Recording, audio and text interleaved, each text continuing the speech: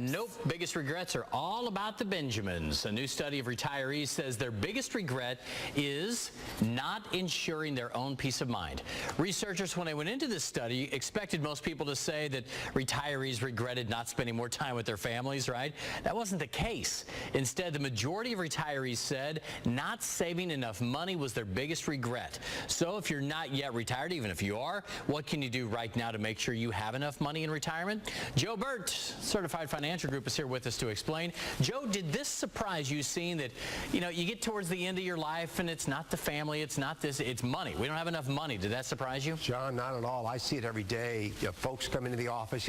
If you stop to think about it, we go through life every week, every month, every year, working on family issues, and we kind of hope it all comes together. And then we get to those, what are going to be those golden years, and we wonder, do we have enough gas in the tank to get us all the way through those retirement years?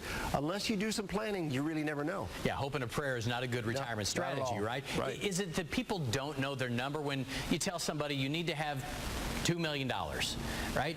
That's a huge amount of money, it seems, but to get you through 20 or 30 years, it's not. Is it not knowing your number? It's not knowing your number, and if you do know your number, okay, I'm not going to be able to accumulate that, so what do I need to do now while I still have time so I can at least have something, at least get through it? The worst thing to do is bury your head in the sand, because we're all going to be dealing with this. If you look at it, if the only thing you have coming in is Social Security when you retire, you're living beneath the poverty level. Yeah, and Joe, I think that's a great point, too, because up until this point, we're starting to phase out of the pension generation, right?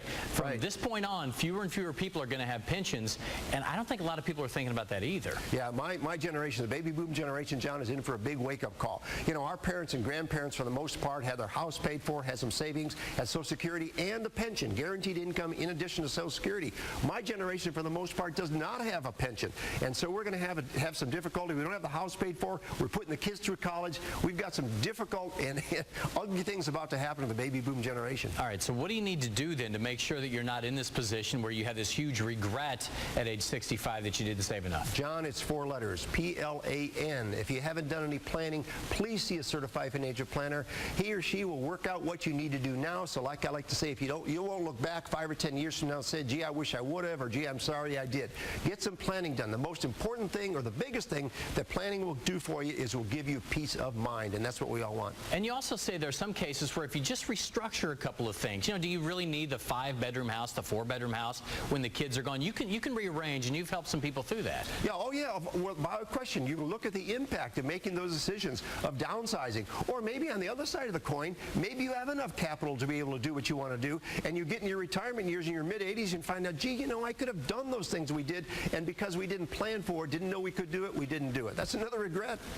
I think there's a case, or some of those websites now that say plug in your income, plug in your age, and when you first see that number, I think it does shock you into reality, saying I need to talk to somebody. So I think that is the first step, right? Yeah, but don't put a lot of credence in those websites, because if you're off by a little bit, or they don't ask you enough detail, you can really be off by a mile. I've seen that a lot. All right, Joe Bert, Certified Financial Group. Always great to see you. What's your website in case people want to check you out? You can Google me. Google me at Joe Bert, B-E-R-T, and you'll find me. Oddly enough, you come up first when you Google Joe Bert.